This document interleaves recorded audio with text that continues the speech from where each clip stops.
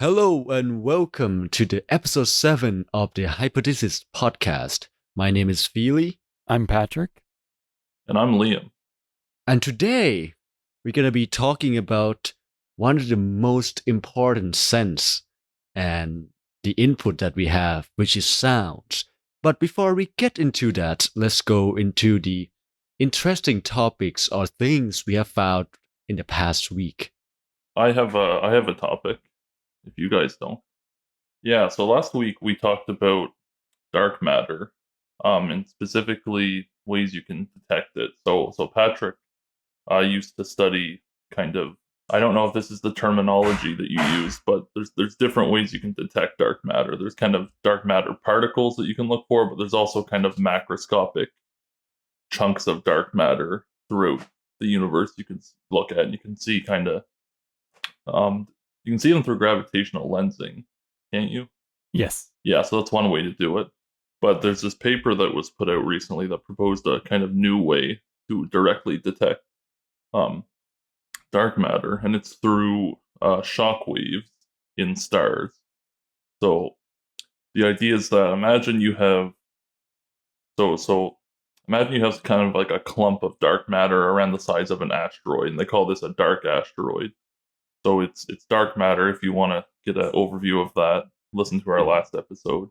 But it doesn't interact with light. We can't see it. We know that there's this thing that exists in the universe called dark matter through kind of some effects it has. But anyway, imagine you have a kind of a clump of dark matter and a dark asteroid, and it's traveling through a star like our sun. So what will end up happening is that it'll create a shock wave in the sun, and that in principle can be detected. These dark asteroids, I don't really know why, but they kind of predict them to be around 10 to the 10 kilograms to 10 to the 20-ish kilograms in mass. And the way they interact with the sun will depend on kind of their density, their mass, their volume, all that kind of stuff. So kind of bigger, lighter, dark asteroids, they won't go as deep into the sun, and tinier, kind of more condensed ones will go deeper into the sun. Well, when you said shock wave in the in space, it sounds weird because as we know, the conventional shock wave has the medium, right? It's basically like a mechanical wave that requires a medium, where space is not conducting mechanical wave. And my guess would be those are a gravitational wave, maybe. So to build onto that, I'm just wondering how much of the dark matter interacts with the star that it's running into and creating shock waves. Because dark matter can pass through, from what we know, many, many layers. Like it could pass through the whole Earth without interacting, and could very well pass through the entire solar system if it were like a solid block of light kind of thing without interacting. So given I understand there is a lot of dark matter in these asteroids, but still it's rarely interacts. So how is it actually interacting and creating these shock waves? So I don't know the details, but dark matter doesn't interact with light. But presumably, as it travels through a star like our sun, there'll be some kind of drag force acting on it, and it'll dissipate some of its energy into the kind of surrounding, I say, fluid that makes up certain layers of the sun. So it's not traveling through space. It is traveling through space, emitting gravitational waves, but they'd be very, very, very weak. So when I talk about shock waves, I mean the kind of, it's like when you have a jet flying through the air going supersonic. It's moving faster than the speed of sound in the medium it's in, so it creates a sonic boom. That's a shock wave. It's actually the focusing of waves. It's acoustic, funnily enough. But so as this dark asteroid will travel through a star, depending on how big or small it is, it could go deeper into it or kind of only scrape the surface. But if it's deeper into it, maybe traveling through, say, the photosphere, which is kind of one of the, kind of looking at the thicker, kind of like a thick shell layer of our sun. That's where sunspots happen, actually, but that's another story for another time. If it's traveling through that, its energy would dissipate into the photosphere, say, and somehow this paper, again, I don't follow the exact details, but they say for like say an average dark droid, it'd be moving about 100 times faster than the speed of sound throughout the photosphere. So it would create a pretty significant shock wave, and that would actually travel to the surface of the star, or our sun, whichever one it is, and somehow that would emit radio waves, or sorry, not radio waves, it'd emit ultraviolet radiation and potentially X-rays, which you can detect from Earth. We can detect that with our kind of currently existing telescopes or with future ones, and I think that's why it's such a neat little paper. Is because this is it doesn't have to be our star. There are these globular clusters out there in the universe with lots of potential for these dark asteroids to whiz through stars, and that would produce a fairly easy to measure detectable signal. So that does bring up some interesting questions about dark matter itself. One is the actual formation of these dark asteroids. Something that we really don't know too well is how dark matter interacts with itself. So we know how matter interacts. So, for example, if you have a bunch of atoms in the shape of a hand and you go and press on a table, they'll push each other and they'll interact like that. So you can't push your hand through a table, I guess, unless you're super strong. But even then, you can't push through those atoms. But in terms of dark matter and matter interaction, we don't quite know how that works since we haven't actually discovered dark matter. And then just dark matter interactions are, how does that even work? Like, do they interact and form these clumps, or are they passing through each other constantly as well without interacting, but it's the gravity that pulls them together? It's just interesting to think about. And just one side comment, and something that we discussed about last week, is indirect detection. So one of the methods that we have to indirectly detect dark matter is looking at massive bodies like the sun, the earth, or other astronomical bodies, and looking for an excess of X-rays or neutrinos or different types of particles that might result in dark matter either annihilating with itself or decaying, although most likely doesn't decay. So just another fun way to apply indirect detection. Yeah, I don't really know anything about the interaction kind of mechanisms of dark matter. I don't know how it can somehow pass just through this star, but somehow interact with it through a drag force. The people who wrote this paper seem pretty confident that it will, and what's the paper called? I'll tell you. It's called Stellar Shocks from Dark Matter Asteroid Impacts, and it's in Physical Review Letters, if you want to go check it out. They seem pretty confident that it dissipates energy, as well as somehow it kind of slows down as it goes through. So once it reaches the core of the star, maybe it stops. I don't really know.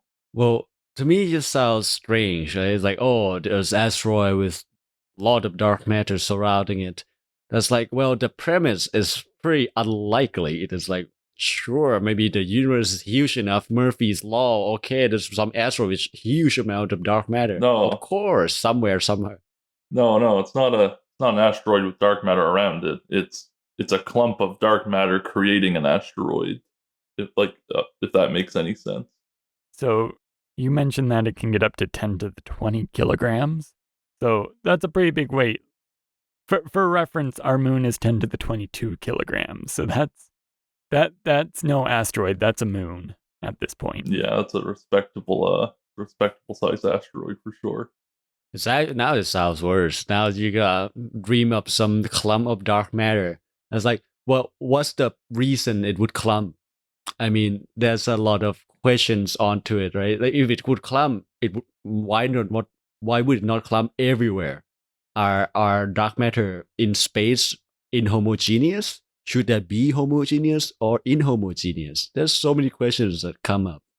Okay, so some answers to those questions, and this was something that I enjoyed writing about for my thesis, is what we do know about dark matter. So we do know it clumps, and it's not homogeneous consistently spread throughout the universe, it does clump like around massive objects. So we find it in higher densities in galaxies and in galactic clusters because that's where all the other matter is. So it will be attracted to this matter, and then it in itself will attract more matter to it. And we know something else about dark matter, and that's that it's cold. So if dark matter were hot, or if it were moving really quickly, then it would not stay together. And that means the shape of our galaxies would not be what we know today as like those nice spirals or different kind of shapes. They would be much more spread out because the matter that is dark matter that makes up most of the mass of these galaxies is not clumping together if it's moving really quickly. But if it's colder, it does clump together in like galactic cores and everything and throughout galaxies. And that means that it doesn't really have the opportunity to go and fly out and not collect. So if dark matter is cold, which we're pretty sure it is at this point, then it does clump because it's not moving fast enough to escape the attraction towards other dark matter or matter. Because I also think like if dark matter has such high mass and it can clump, we should see more of the gravitational effects on thing, like when Mercury precession and stuff, right, from GR. But like if Doctor clumps around things, that should change basically the geodesic or like the natural trajectories of the celestial bodies. Maybe we could find that. I mean, we do see some effects of very large clumps of dark matter where we have gravitational lensing. But gravity is a weak force. And because it's weak, seeing its effects, you need a lot of mass.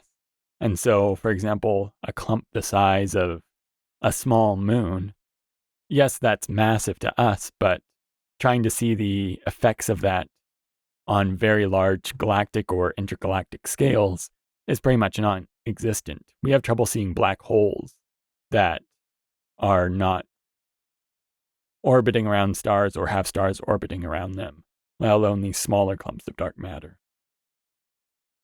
Well, black holes are pretty tiny unless you're talking about the supermassive ones. But even then, they're well, some of them are massive. But your average,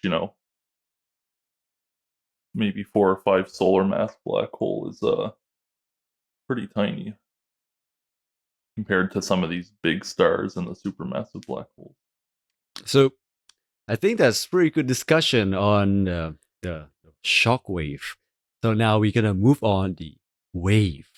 So main topic today is sounds, and sounds are pretty important to our daily lives, basically as a human experience. Even though you can live without sounds, like if you're deaf, nevertheless, sound is such an important aspect of our life, not just human life, but what we do, what we use in life, and one of the interesting phenomena that relates to shock waves are sonic booms, and which you can probably have heard of or have seen from some of the fighter jets, or you have experienced or have a fortune to be on a Concorde, which is one of the first plane to fly supersonic. You probably have seen some type of sonic boom. And other aspects of it is also music. We listen to music all the time, but what are those sounds? Why they make these harmonics? There's so many questions that we can ask, and there's so many answers, so many view of the answers we can have. So we're gonna be touching on some of those subjects. Let's start, Liam. Yeah, so that's why I chose this kind of shockwave thing to talk about at the beginning of this episode, because it kind of tied together the previous episode with sound, which is what we wanted to talk about this episode. And like you said, sound's extremely important, not just for humans but for animals. It's important in physics. It's this really powerful thing, especially music. Music is this cultural. It's so important in culture, and it's kind of this universal thing, which it's very interesting. But what is sound, first of all? So that's That's where you need to start if you want to understand music. So sound is basically created when things wiggle around, when things vibrate, when they oscillate, um, they jiggle, whatever you want to call it. So think of a guitar, right? Everyone knows what a guitar is. You just imagine one string on the guitar. It's not moving, it's just sitting there, and it doesn't make any noise, obviously, until you do something to it, until you make it wiggle. So you pluck it, and it starts kind of oscillating back and forth. And it does so with a specific frequency. So, for example, if you have a D string, right, you pluck it and it vibrates about 147 times in a second. So at 147 hertz, that's the frequency at which it oscillates. And eventually, it comes back to rest. The sound stops. It doesn't just make this noise forever. So what's happening? When you pluck this string, it oscillates with some frequency, but how do you hear it? So what ends up happening, and if you play guitar, hold your breath because I'll get to what you're thinking. But basically, what the string does is it pushes the air around it, such that it creates these kind of periodic regions of high and low pressure, and that's sound. So when you talk, your vocal cords vibrate. You create these regions of high and low pressure. And when I say high and low pressure, I mean you have these regions where the air that you speak in, the medium which we exist in, air, becomes denser, less dense, denser, less dense. That travels across the room into your friend's ear, and they hear it. So that's sound. So for a guitar, it's you have the body of the guitar, which kind of helps amplify the sound. If you had the string on its own, it'd be very hard to hear. It's very weak noise. There's parts of the guitar that help amplify that. Well, I think I should clarify 2 points. And first is we use these two words interchangeably a lot as physicists, but they have very specific meaning. Sometimes we use vibrate, sometimes we use oscillates.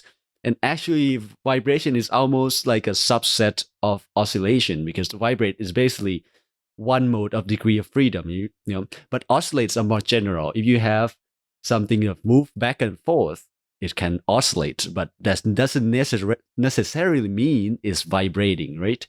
And the second point is you said D string is at 170 or 160 hertz or whatsoever, but those are standardized by some organization, I think in a few decades ago, which I dislike. I dislike that 440 hertz for A4 notes. I don't think it's great. I think it mathematically is not that great either. So I can talk about that at later points, but I have my own frequency that I like that Pythagoras would agree. Yeah, I think we should talk about that in another episode, specifically kind of your what's it called, the circle of fifths or whatever, and not tuning. But basically it doesn't there's this whole standard of like what notes should be at what frequency, but what matters is the relative tuning. If I have a note at some frequency, as long as all the other notes are tuned relative to it properly, it sounds good. And what you said about oscillation and vibration, yeah, exactly. Another thing is that when you say oscillation or oscillating, you typically mean that it's periodic, so it always comes back. I guess when you say vibrate, you don't necessarily mean that. It's a subset of oscillation, or maybe the other way around. I don't know, but yeah, they're definitely thinking of them as different is good, I think. Yeah, just to step back and discuss one of the words we're mentioning, hertz. So when something vibrates, it vibrates at a certain frequency, and we use hertz to discuss frequency. So it's just the units of hertz is just 1/second. So it's how many times per second something is moving. And the really neat thing about waves is that they're pretty universal in how they can be described. So whether it's a sound wave that you can hear, or it's a light wave that you see, or it's some sort of quantum probability wave, there are a whole bunch of different waves that we can identify and interpret.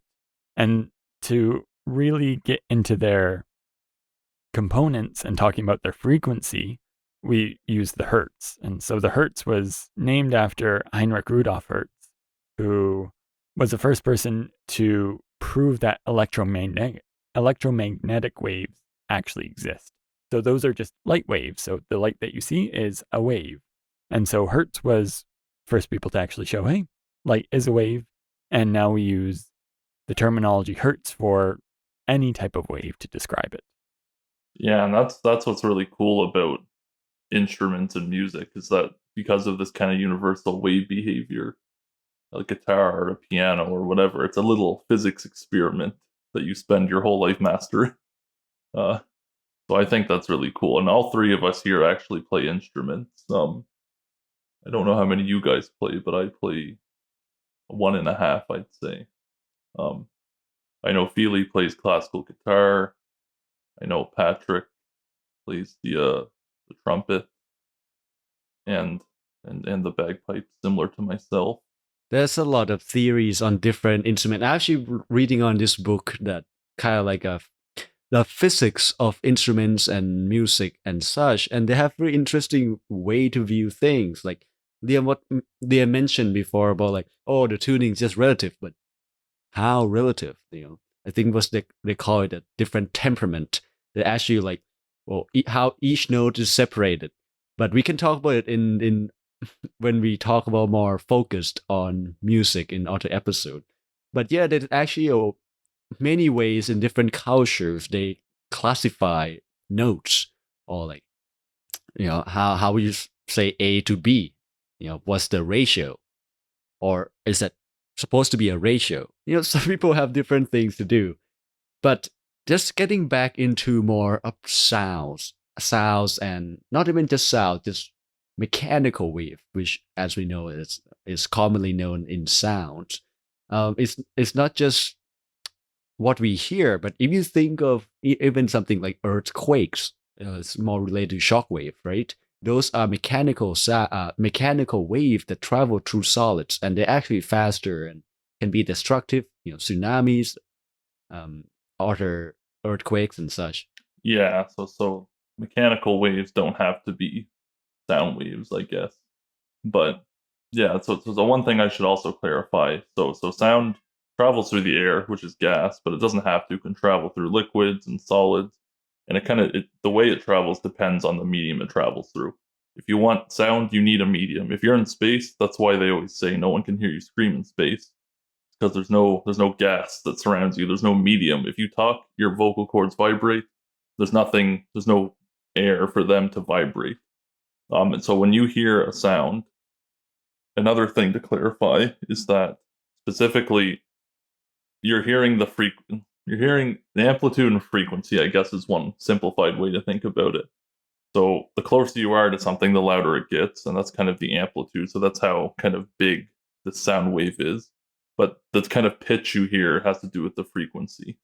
Yeah, and it's interesting because the frequency of sound can change depending on the medium. So a great example of this is if you've ever sucked in helium and then tried talking, your voice gets quite high. And that's because sound travels differently through helium than it does through regular air. Or another cool one is sulfur hexafluoride, which if you intake makes your voice sound very, very low.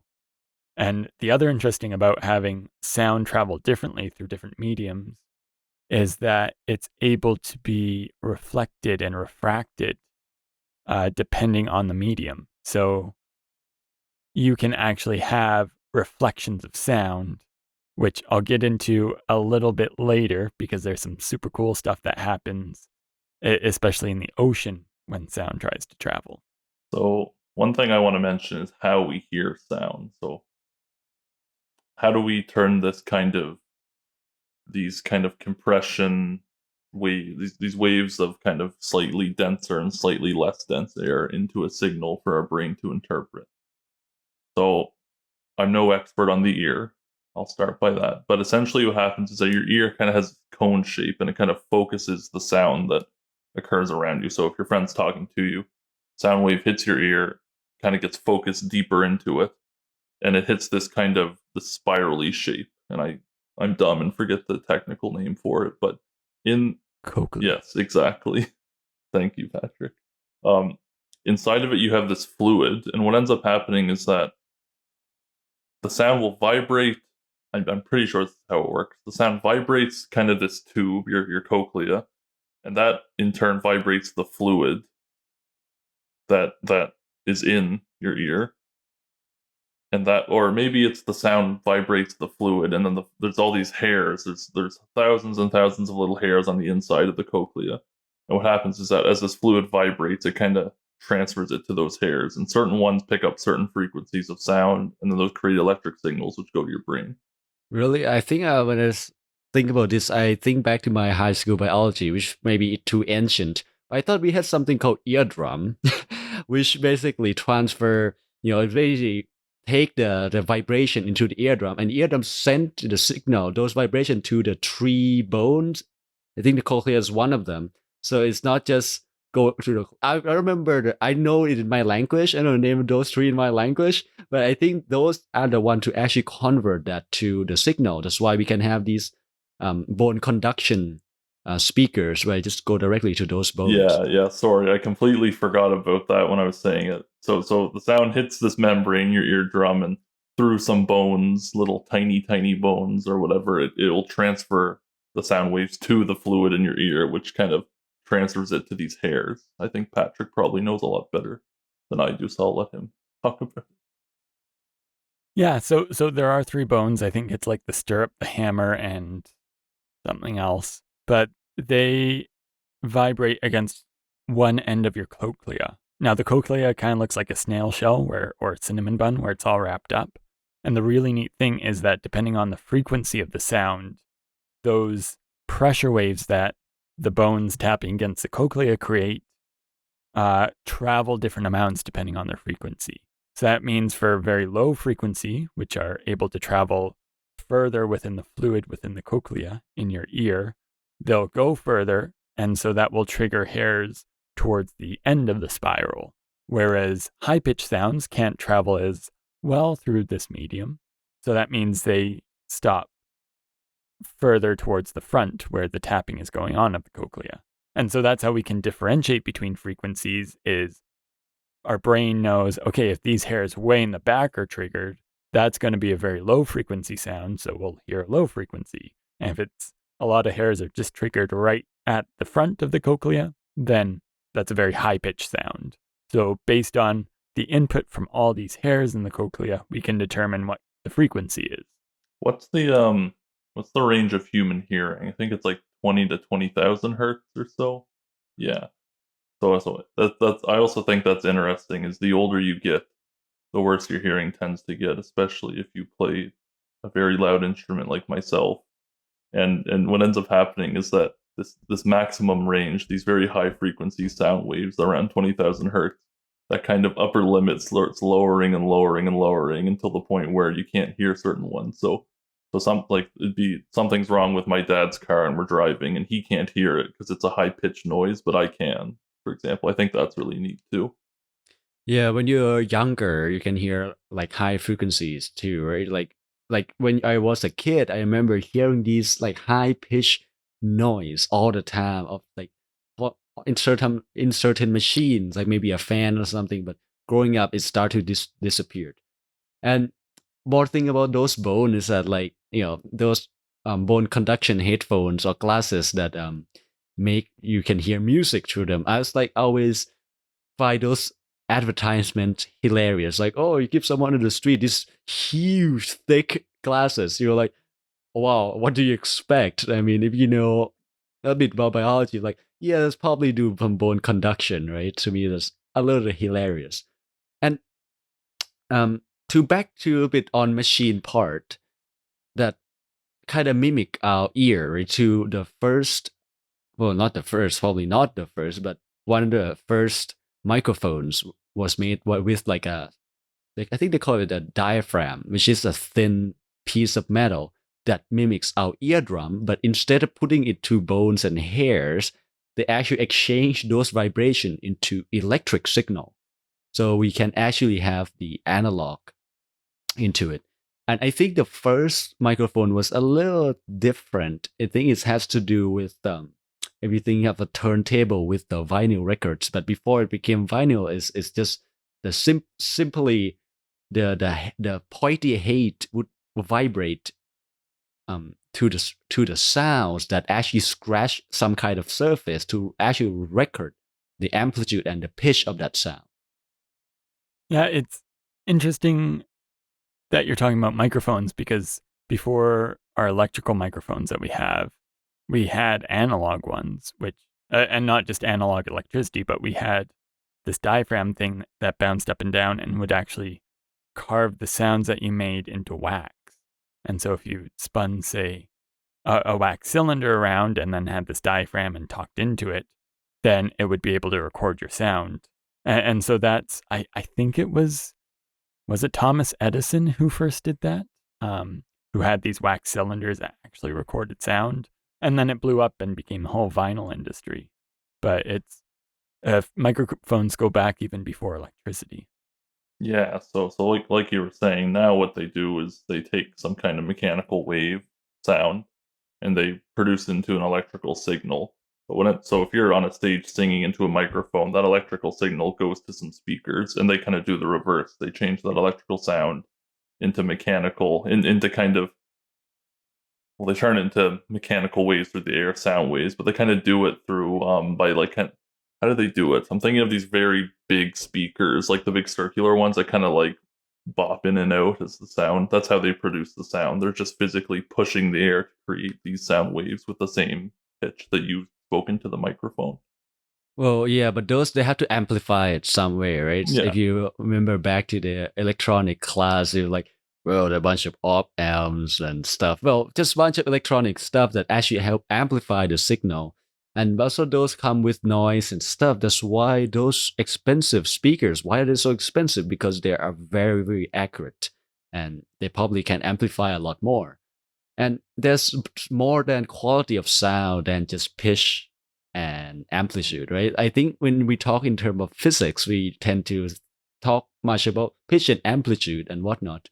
But actually, in physics, we also talk about overtones, which is like, a frequency or like a vibrating string. It doesn't vibrate at one frequency. There can be many frequencies at the same time. Like having, I think we talked about this before, wave can have something we call the superposition. So they can be multiple frequency at the same time. And what we can hear in my voice, in all of our voice, is not one frequency. So if one frequency, we just call it monotonic, right? Just one tone. But the truth is we have many frequency vibrating at once. Yeah, exactly. And mathematically, it's from this thing called a Fourier series, and I won't get into that. But yeah, exactly. It's why if you play something, say at 400 hertz, maybe not 400 hertz, if I play a key on a piano at 440 hertz, and I play a string on a guitar that's also at 440 hertz, they're the same frequency, but why do they sound different? And it's these overtones. It's the fact that you can create sound with multiple different frequencies, but kind of the primary frequency would be the same between them, even though they sound like different things. Yeah, and so this in instruments, and why we can differentiate between a brass instrument versus a woodwind versus a guitar, is called timbre. And so it's not like the tree chopping down, but it's the harmonics of the main note and their amplitudes and how they compare to each other. So you obviously have the main note, and then you have a whole bunch of other frequencies that are some sort of harmonic, which is just means it's related through either a division or a multiplication of 2 or 2 to the power of something of the original note. And based on those amplitudes and their relative tone to each other, you get the different sounds of instruments. And I'll just also say a very interesting experiment was people listened to sounds. So let's say a trumpet playing a C and a flute playing a B flat, I guess, and these different instruments playing.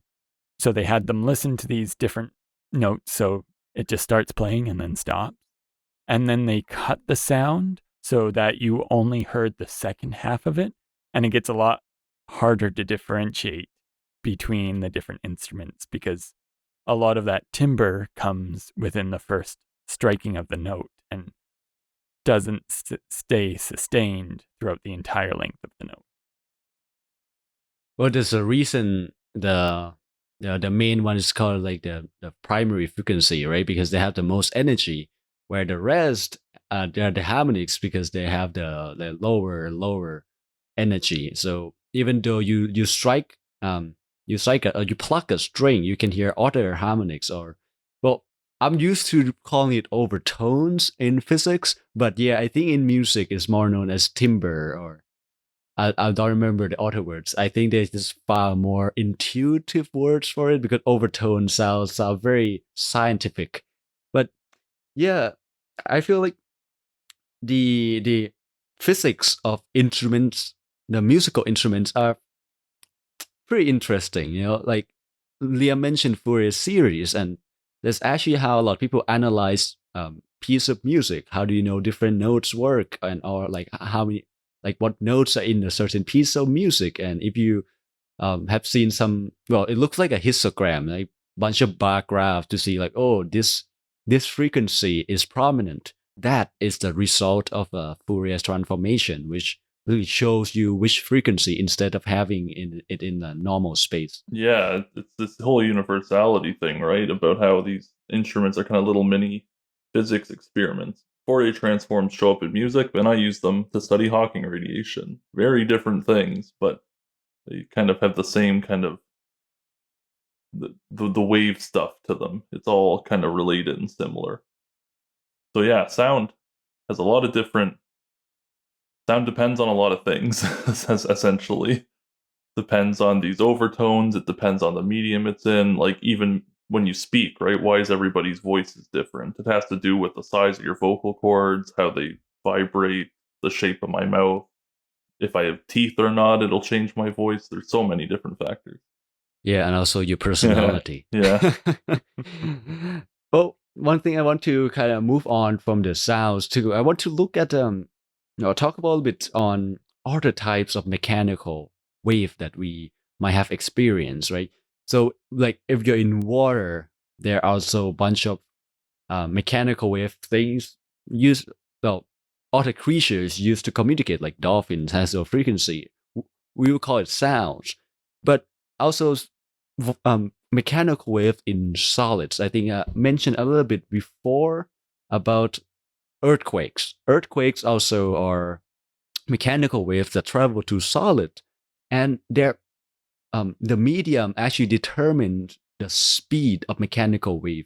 So the wave that go to solid and liquid are faster than air, and solid is the fastest.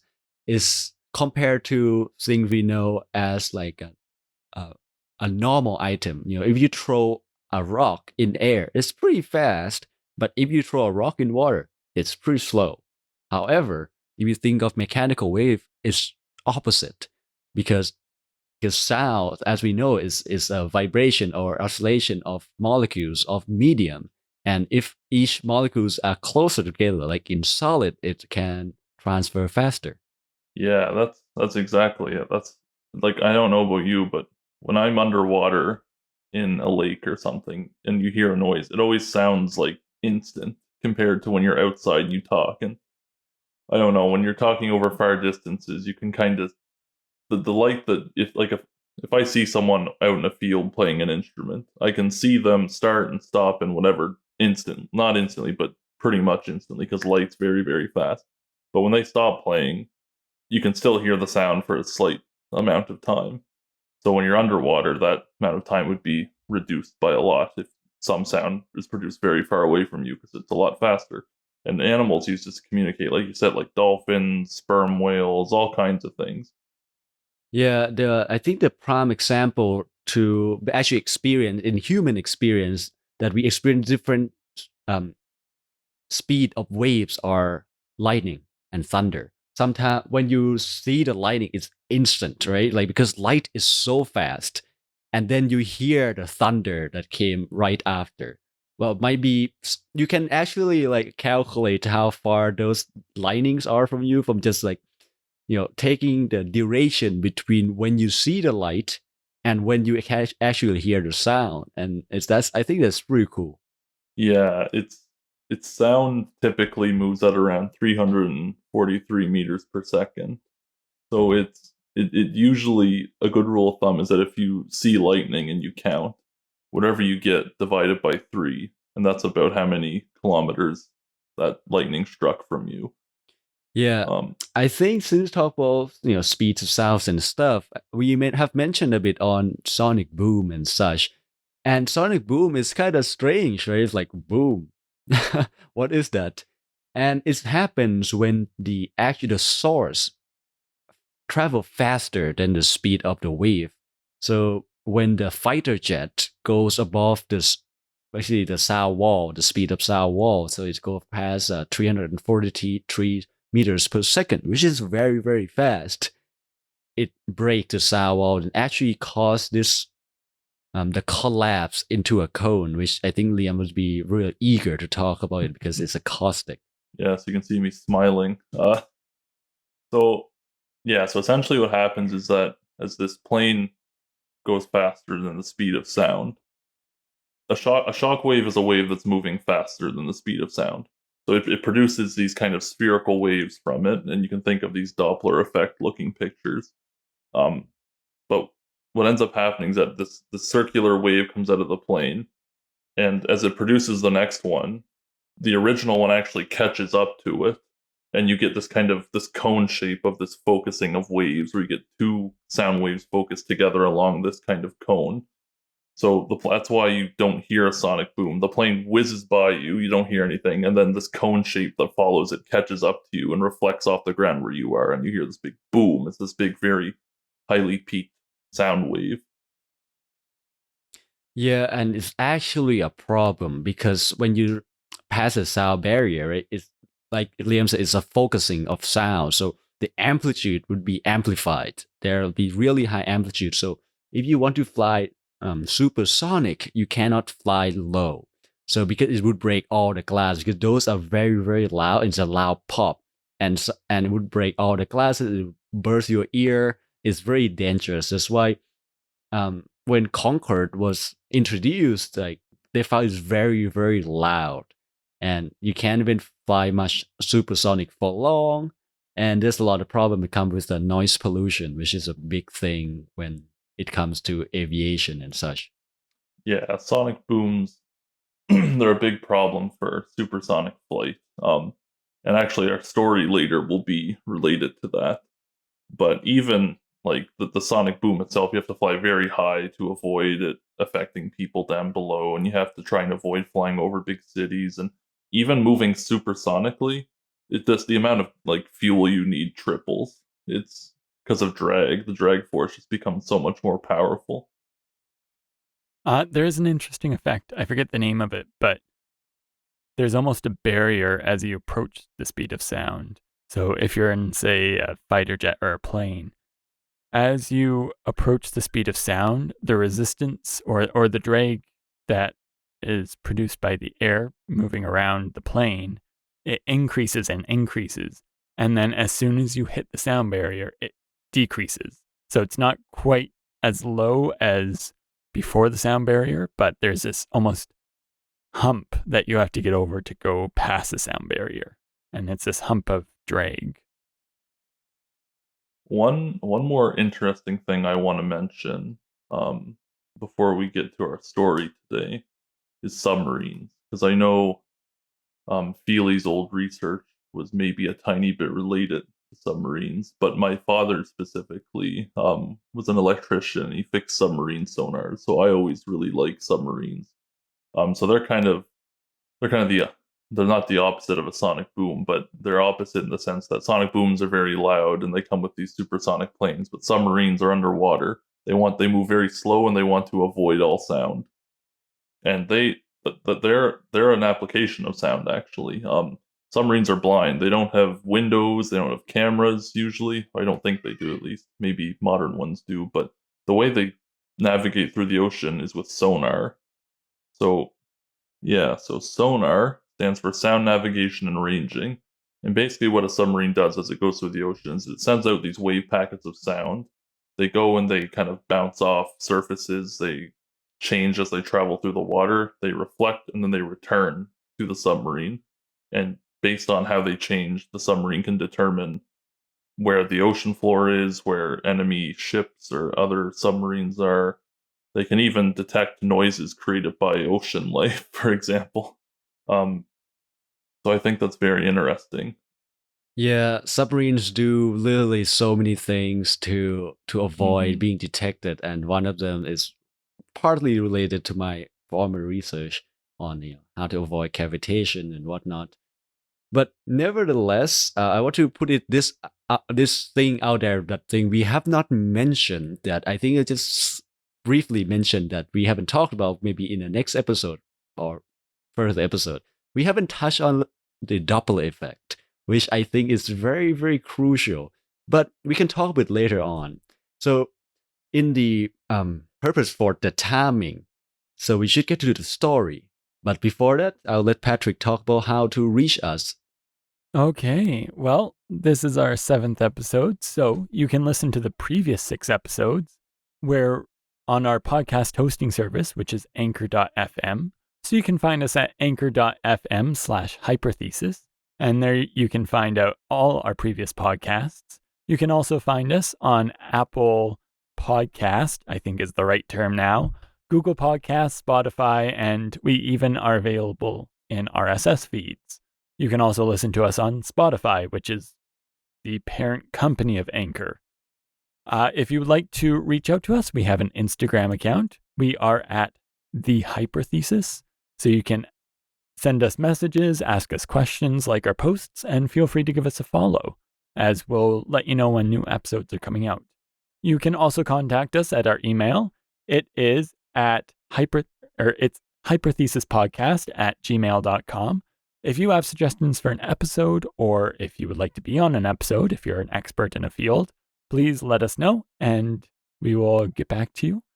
And yeah, give us a follow on all the different medias and feel free to share us with your friends, family, and strangers. All right, so today's story will be coming from Liam, and he's going to be talking about a famous black NASA physicist slash engineer who was a pioneer of the physics of sonic booms. Take it away, Liam. All right. So, Dr. Christine Darden, born in 1942. She's still alive at the age of 79. She was she's a very famous black NASA scientist, like you said, who's kind of this revolutionized shockwave theory and sonic boom theory for aircraft. So a lot of her research in the past focused on kind of how to minimize the sonic boom problem, so you can actually use planes like the Concorde, I guess, that's no longer in commission. But at the time, it was potentially, how do we remove a sonic boom? You can't, but how do you minimize it? How do you design the plane such that this shock wave is slightly quieter? I think was kind of what she focused her research on. So when she was born, her mom was a school teacher, her father was an insurance agent, and she was always kind of encouraged to follow a higher education, get a good quality education. So her education originally came from the fact that her mom was a school teacher.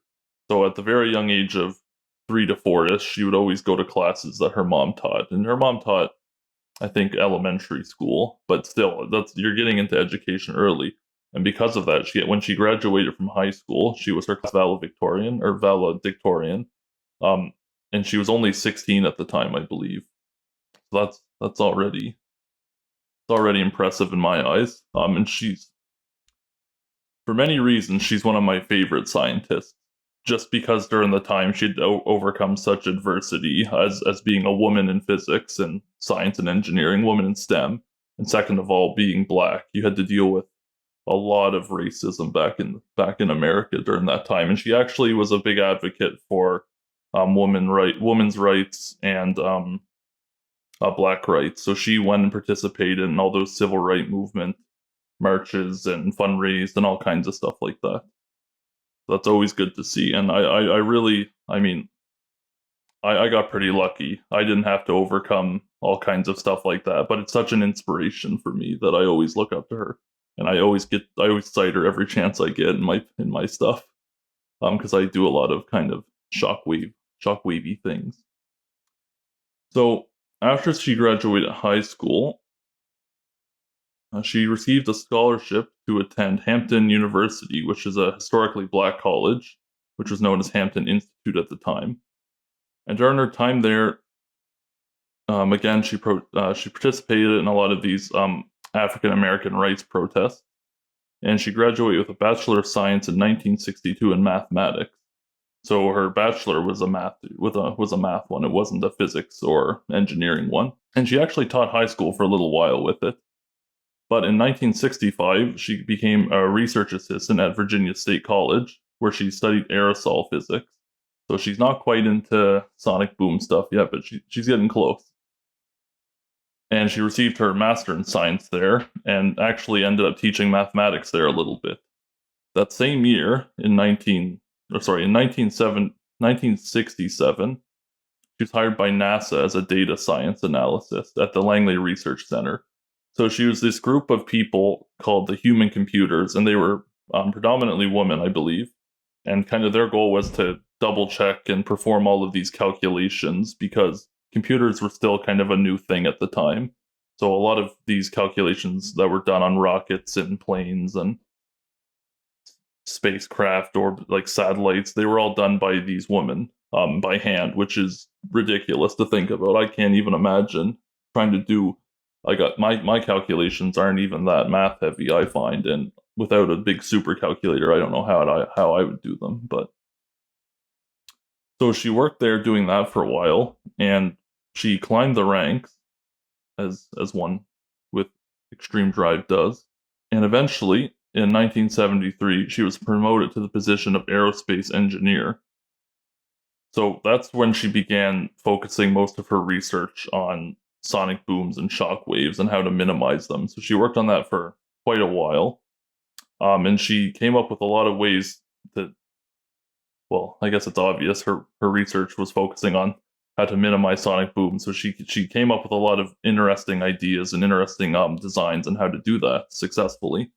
And again, you can't ever fully remove a sonic boom, but if you can make it so it doesn't break eardrums and shatter windows, I think that's a good achievement.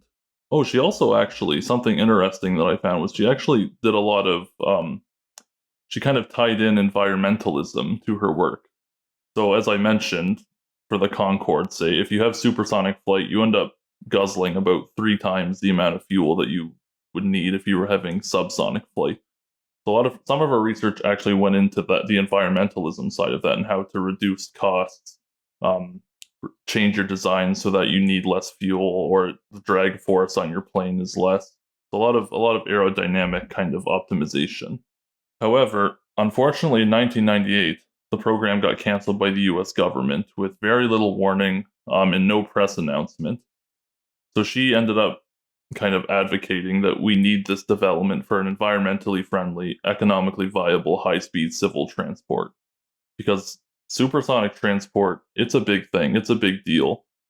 It's hard to overstate how fast you could fly between countries in the world if we had supersonic flight. What would normally take 40 hours might take less than 10. Like it's a big deal. So in her career, she ended up retiring. She wrote more than 50 articles in her field, and she also wrote a lot of algorithms when she was working for these for the Langley Institute as a human computer. And so she spends a lot of her time now. I don't want to say strictly doing EDI stuff, equity, diversity, inclusion. She very much spends her time giving talks to minority groups like African Americans and women in STEM. She's a very big inspiration for them, and myself included. Actually, in 2019, she was awarded the Congressional Gold Medal by the U.S. government, which is the highest civilian honor / award that can be bestowed by them. So her work was very, very important. Well, thanks for the story, Liam. And as we see the effects of such movements, and to like a lot of my colleagues are women, which in, let's say, even a decade or two ago was unheard of, that a lot of women would be in physics, in STEM in general. If you look at the ratio of if professors, the older professors, they're predominantly male, right? And yeah, you can see this impact. And I will just shout out another, in my mind, brilliant black physicist slash engineer who works for NASA, building rockets, and in particular, looking at how best to piece together fuel tanks in the new NASA rockets that will be designed to go to the moon. But Dr. K. Renee Horton, or Dr. H, as she's sometimes known as, is an incredible woman, very inspiring, and does a lot of work with EDI initiatives, and was previously the president of the, I believe it was the Association of Black Physicists, or somewhere along those name lines. So a very accomplished woman, someone who I look up to, much like Liam looks up to Dr. Darden, and just also an incredible person. And I would highly recommend checking out her books, which are about her different adventures as Dr. H. Yeah, I agree. When she came to our old undergrad university and gave a talk on her research, because she was the head of welding at NASA at the time, I believe. Correct me if I'm wrong. It was something like that. But yeah, her story's a really good one too, about how much she had to overcome to get to where she was. And yeah, it's again, it's like I've mentioned it before, but all these super geniuses like her and Christine and like Einstein and all them, they're doing all this stuff, and I'm here just struggling to make a single calculation work in Mathematica. Very humbling, but I very much look up to it. It keeps me going. It's a very good driving force behind me. Well, as we all know, we have brilliant people in physics who not only do physics, but actually work for the mass, to inspire and actually make changes, real, sustainable changes in our field and in the world in general. And on that light and beautiful note, we will end the episode here. So hopefully we can convene next week. And goodbye, everyone. Bye, everyone. See ya.